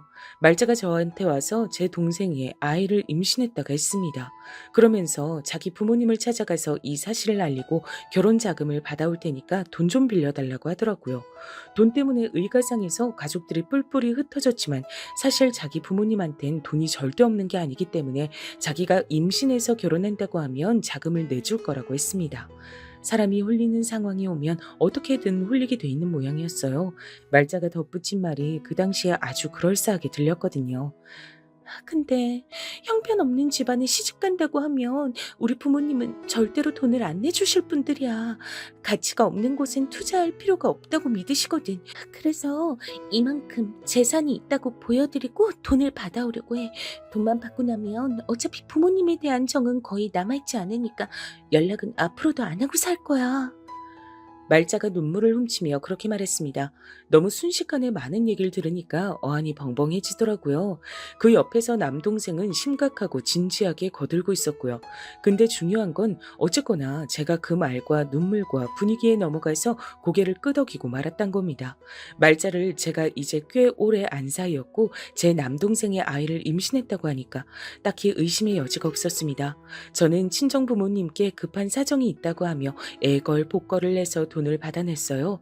제 남편이 투자로 들인 돈이 있었으니까요. 부모님께선 시집을 잘 간 저를 믿으시고 돈을 넉넉하게 내어주셨습니다. 뭐에 홀린 듯이 전 말자에게 그 돈을 건네줬죠. 고맙다고 말을 하며 말자는 자기 부모님을 찾아 뵙고 온 뒤 제 친정 부모님께 모든 사실을 밝히고 정식으로 인정받겠다고 말했습니다. 남동생과 함께 둘이 길을 떠났죠. 하지만 말자는 영영 그 돈을 가지고 돌아오지 않았습니다. 연락이 없어 이상하다고 슬슬 여기고 있을 때 며칠이 지나 남동생만 돌아왔어요. 그것도 거지꼴이 돼서요. 누나, 종이 누나, 우리 어떡해? 다 거짓말이었어. 그 여자가 우릴 속인 거였어. 그게 무슨 소리야? 진정하고 알아듣게 좀 설명해봐. 속였다니? 말자가 우리를? 진상은 이러했습니다. 길을 떠나 도착한 곳에서 말자는 이 지역이 자기 부모님이 계시는 곳이라고 하며 너무 떨리니까 이튿날 찾아뵙자고 말을 하며 숙박업소에 하룻밤 묵자고 했다네요. 남동생은 의심 없이 따랐고요. 근데 그날따라 이상하게 잠이 쏟아지더래요. 생각해보니까 말자가 자기한테 뭘 먹인 것 같다 그랬습니다. 남동생이 주체할 수 없는 잠을 길게 자고 일어나 보니까 하루가 지나 있었고 자기 곁엔 말자도 짐 가방도 아무것도 남아있지 않았다고 합니다.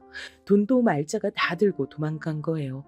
그것만으로도 아연실색이었는데 남동생이 저에게 실토하길 자기가 사실은 집에서 친정 부모님이 모아두신 돈을 발견하고 그것까지 다 챙겼었단 겁니다. 말자가 지시를 한 거라고 했어요. 그럼 우리 집안 돈을 다 말자한테 뜯겼단 거야 뭐야? 이게 다 무슨 일이야? 그리고 누나, 사실 그 나쁜 년이 내 아이를 애초에 임신한 것도 아니었던 것 같아. 그건 또 무슨 소리야? 왜냐면 내 기억엔 분명히 그 나쁜 년하고 아무 짓도 안 벌였단 말이야.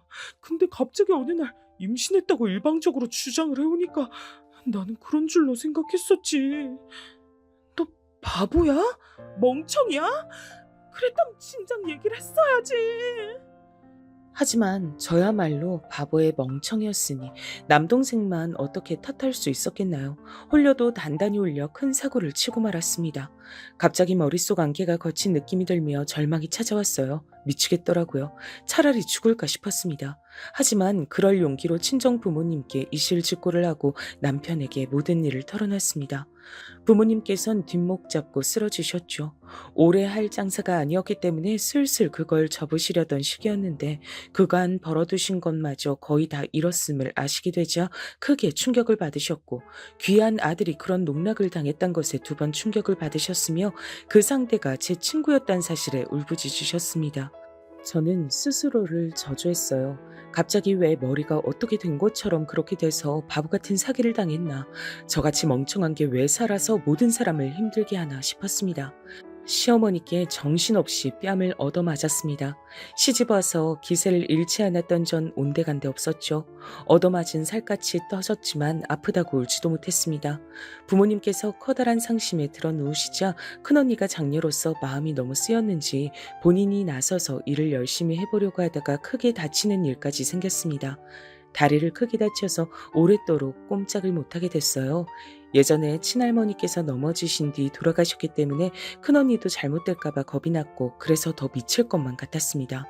왜 하필 이런 순간에 다친 거냐면서 스스로 자책하는 큰언니의 모습에 미안해서 죽을 것만 같았어요. 결혼한 게 너무 싫다고 말을 하던 작은 언니는 자기 시댁에 납작 엎드려서 뭐라도 콩고문을 받아먹고 열심히 살아보려고 노력하기 시작했습니다. 자기가 그렇게 해야 친정 식구들에게 걱정을 안 끼칠 것 같다고 했죠. 남동생은 술을 마시고 인생을 비관하는 모습을 보여서 모두를 불안에 떨게 만들었습니다. 다그치면 혹시 안 좋은 선택을 할까봐 차마 아무도 그러지도 못했죠. 친정엄마께선 스트레스 때문인지 병을 얻기까지 했습니다. 멍청하게 사기를 당해서 남편의 돈까지 날려먹게 된 전 사실 이혼을 당할 뻔했습니다. 맨몸으로 쫓겨날 뻔했어요. 근데 신기하게도 제가 그때 임신을 하는 바람에 이혼당하는 걸 면했습니다. 설마 네가 이런 상황에서 눈치 없이 딸이나 낳는 건 아니겠지? 그럼 지체 없이 쫓아낼 줄 알아? 시어머니의 불효령에 전 입술만 깨물고 배를 매만져야만 했습니다. 그러나 제가 품은 첫 아이는 딸이었죠. 하루하루가 살얼음판이었던 것 같아요. 흔히 첫째 딸은 아빠를 닮는다고 하잖아요. 아이가 태어나면 어머님도 무척 예뻐해 주실 거라고 믿어요. 그건 모르는 일이지. 네 뱃속에 든 딸년이 우리 아들의 핏줄인지 아님 다른 놈 핏줄인지 태어나 봐야 아는 일 아니겠어? 네, 뭐라고요? 어머님, 그건 말씀이 지나치셨습니다. 답지 않게 왜 발끈하고 그러니? 네가 그럴 자격이나 있어? 너 설마 지금 나한테 대드는 거니? 쫓겨나고 싶어 환장했어? 기껏 촌뜨기 받아줬더니 우리 집안 돈 날려먹기나 하고 마음 같아선 확 그냥 가만 안 두고 싶은데 내가 너른 마음으로 참는 거란 걸 넌 항상 명심해라. 내가 언제든 널 내칠 수 있어. 그니까 잘해. 저는 시어머니 앞에서 머리를 조아리고 살았죠. 사기를 당했던 시점부터 저는 입이 있어도 할 말이 없어진 신세였거든요. 첫째 아이가 태어났지만 남편과의 관계도 제가 사기를 당하기 이전으로 돌아가진 않았습니다. 당신, 내가 아까부터 야식으로 국수 먹고 싶다고 말을 그렇게나 했는데 지금 애 본다고 정신이 다 팔려있지? 애가 울고 보채는데 그럼 어떡해. 애는 내팽개치고 국수나 만들란 거야? 내가 하라면 하는 거지 왜 그렇게 잔말이 많아? 그러니까 돈이나 뜯겼지. 당시에 제 꿈이 밟히면 꿈틀할 줄 아는 지렁이가 되는 것이었네요. 오죽하면 그랬습니다. 아들을 임신하라는 시어머니의 잔소리 때문에 둘째를 금방 임신했는데 천만다행으로 정말 아들을 낳았어요. 막내 셋째는 딸이었고요. 자식들을 낳고 키우다 보니까 하루하루 바쁘고 피곤한 세월이 금방 갔습니다. 애들이 금방 크더라고요. 제 아이들은 왜 자기 외삼촌이 결혼을 그토록 늦게 했는지, 외삼촌 결혼식에 왜 저를 포함한 사람들이 한숨으로 눈물을 흘렸는지 그게 의문인 눈치였답니다. 시댁 식구들 앞에서 늘 죄인이 되어 사는 며느리, 그게 제 모습인 것을 제 아이들은 당연시하며 자라났죠. 초라하게 쪼들리는 게 외가의 당연한 모습이라고 아이들은 생각했고요. 그러다가 시부모님께서 차례로 돌아가시고 나서부터 뭔가 변화가 일어났습니다. 그때가 되니까 저도 이제 나이가 꽤 들어서 더 이상 과거에 멍청했던 실수에만 사로잡혀 있지도 않더라고요. 죽도록 쉬지 않고 집안일이든 뭐든 다 해내면서 살아왔으니 남편 앞에서 이제 더 이상 그토록 눈치 보면서 주눅들 일도 없었습니다. 자식들을 열심히 잘 키워냈다는 보람 하나로 당당하게 어깨를 펴고 살기 시작했더니 남편도 점점 더 큰 소리를 안 치게 되더라고요. 시간의 흐름이 만들어낸 변화였죠. 저희 첫째가 가장 먼저 결혼을 했어요. 그때 제가 처음으로 자식들 앞에서 옛날 얘기를 꺼냈습니다. 부끄러웠던 저의 실수를 말이죠. 그러자 세 자식들 모두 저와 남동생을 멍청하다고 손가락질하지 않고 작정하고 사기를 친 뒤 도망갔던 말자를 맹렬하게 비난해줘서 내심 제가 고마웠습니다.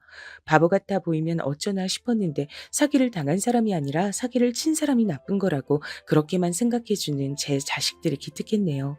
옛날의 충격과 상처를 이젠 다 뒤로하고 어느새 시간이 더 흘러 막내인 셋째를 결혼시킬 때가 됐습니다. 감개무량하더라고요. 저희 셋째가 결혼 이야기를 입에 올리며 행복해 보여서 저는 그것으로 됐다고 생각했어요. 엄마, 상견례는 아무래도 한정식 집에서 하는 게 가장 무난할 것 같은데 엄마도 괜찮죠? 그럼 괜찮지. 엄마는 우리 윤희가 결정하는 건 다 맞아. 근데 윤희야, 너 정말 결혼 미룰 생각 없는 거야? 에이, 엄마 또 이러신다. 요즘엔 점점 결혼 늦게 하는 추세니까 나도 더 늦게 해도 된다고 또 그 소리 하려고 이러시는 거죠? 다 알아요. 그치만 결혼에 대한 확신을 주는 사람이 있는데 굳이 서로 그렇지 않을 이유가 없어요. 정연 오빠하고 결혼해서 살면 안 싸우고 행복하게 지낼 것 같아요. 엄만 우리 막내딸이 엄마 곁에 더 오래오래 머물렀으면 싶어서 욕심나는 거지. 언제 이렇게 다 커서 시집 간다고 하게 됐을까? 윤희 넌 이 엄마보다도 남자 보는 눈이 100배, 1000배 더 좋으니까 그래, 분명 결혼해서 잘 살 거야. 그러게요.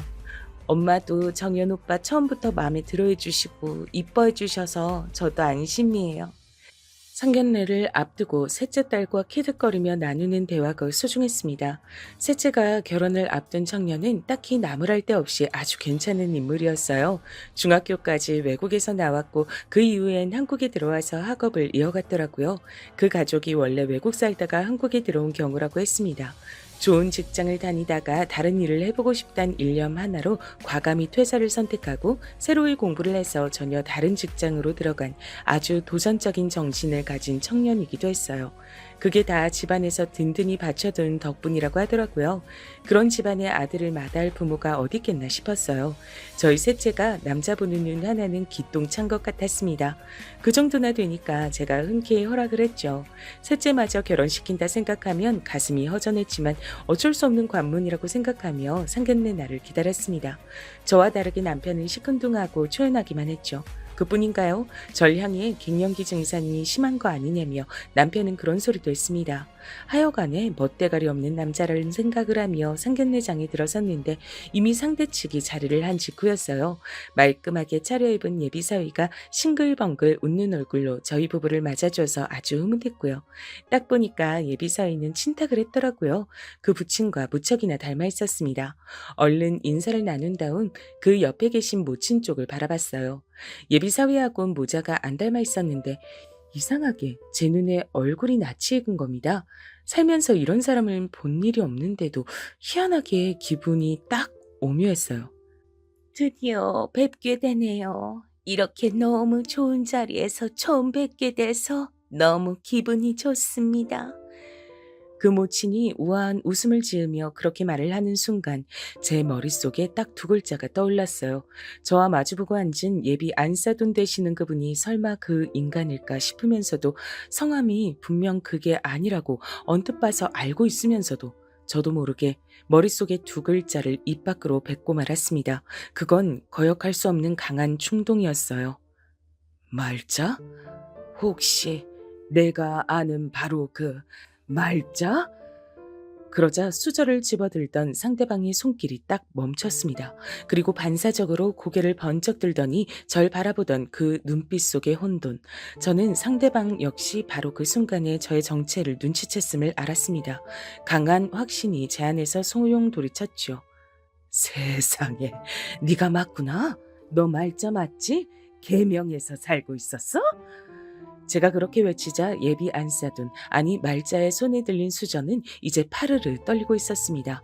애써 평정심을 되찾으려고 노력 중인 그 안면 근육의 움직임이 보여 가증스러웠죠. 제 옆에서 남편이 고개를 갸우뚱하며 아는 사람이야? 라고 물었다가 이내 깜짝 놀란 숨소리를 뱉었어요. 남편도 기억 속에서 말자란 이름을 찾아냈던 겁니다. 어떻게 있겠나요? 돈 뜯어간 사기꾼을요. 어머, 그래서 누구이실까요? 기억이 날까 말까 하는 중인데. 기억 안 나는 척 할 필요 없어. 내가 어렸을 땐 뭘 몰라서 너의 가짜는 연기력에도 속아 넘어갔지만 지금은 아니거든. 네가 날 알아봤단 걸 난 알아. 말자야. 널 이렇게 다시 만나네. 이렇게 세상 참 좁다고 하는 건가 봐. 아, 이제 기억났다. 혹시 종이? 내 친구 종이? 나랑 같이 일을 했던, 와, 이게 웬일인가 싶네요.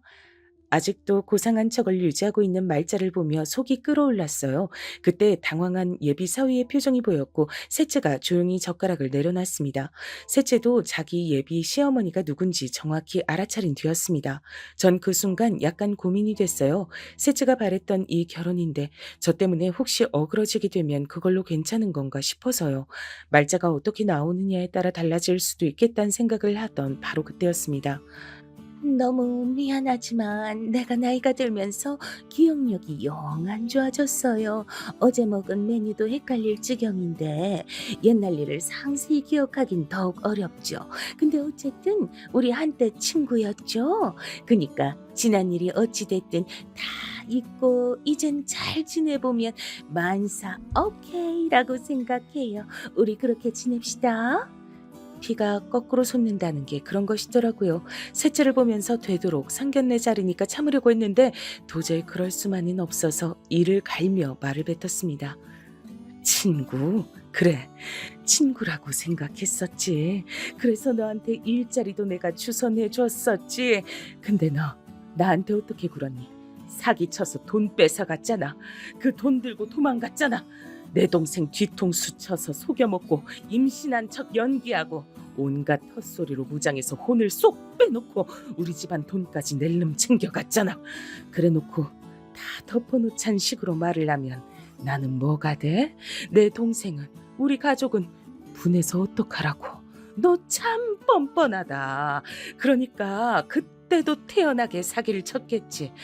그 후로 잘 살았니? 보니까 잘 산 것 같다.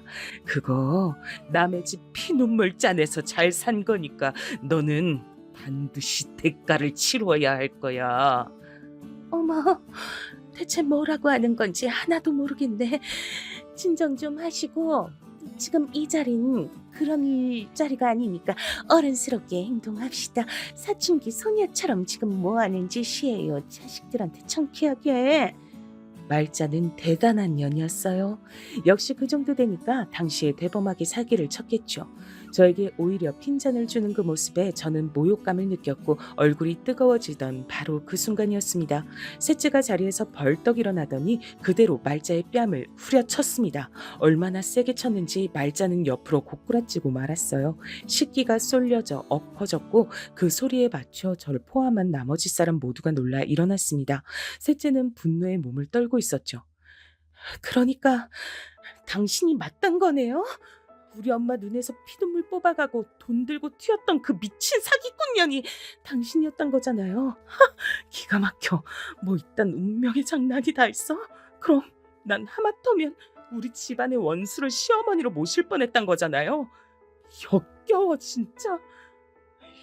윤이야, 우리 엄마가 아무래도 어머니하고 뭔가 옛날에 오해가 있으셨던 모양인데 일단 차분히 얘기부터 나눠보자. 닥쳐! 무슨 얘기를 나눠? 오빠하고는 끝이야. 파혼이라고. 그리고 파혼하면서 발생한 내 정신적 피해에 대한 보상금 그거 내놔. 파혼? 나와 헤어지겠다고? 윤희야, 제발 이러지 마라. 게다가 웬 보상금이야. 왜? 주기 싫어? 그럼 주지 마. 대신 내가 오빠 직장, 전 직장에다 소문 다 낼 거야. 오빠가 우리 집안에 사기치고 도망갔던 천하의 사기꾼년이 부당한 돈으로 키워낸 자식이라고. 그 돈으로 잘 먹고 잘 산 거라고. 그리고 그 사기꾼년은 여전히 철판 두꺼운 나쁜 년이라고. 그래서 나한테 파혼당한 거라고. 그런 소문 쫙 낼 거야. 오빠가 나온 대학에도 퍼뜨릴 거고 동창들한테 연락 싹 돌릴 거야. 영어로 번역도 해서 오빠가 어릴 적 살았던 곳에도 내용 다 뿌릴래. 그 나라엔 우리나라보다 이런 도덕적 사건에 엄격하고 관심도 많다며. 셋째가 신랄하게 쏟아내는 말에 저는 가히 수십 년 묵은 체증이 풀리는 것만 같았어요. 예비 사위는 완전히 넋이 나근 채였고 말자는 꼴 좋게도 얼굴이 벌겋게 달아오른 채로 몸을 떨고 있었습니다.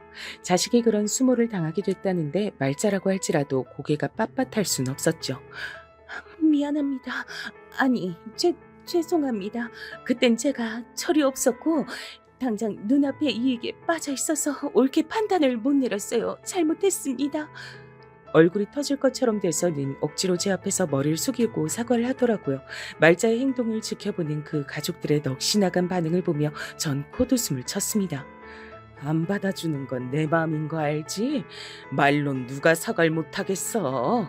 진정한 성의를 보여야지. 내가 용서할 기분이 들지 안 들지 성의 표시를 보고 고민 좀 해볼게.